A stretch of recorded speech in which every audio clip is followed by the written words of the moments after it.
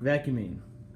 So to start, parents, if you want to put baby powder or some kind of powder on the floor, this gives the students a visual of what they are vacuuming up.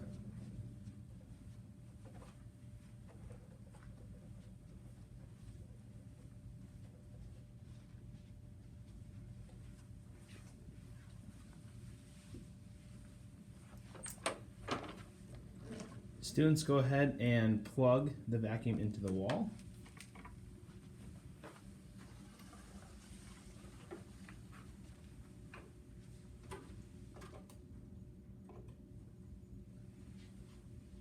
And parents, all we look for here is picking up whatever substance you put on the floor until it's all up.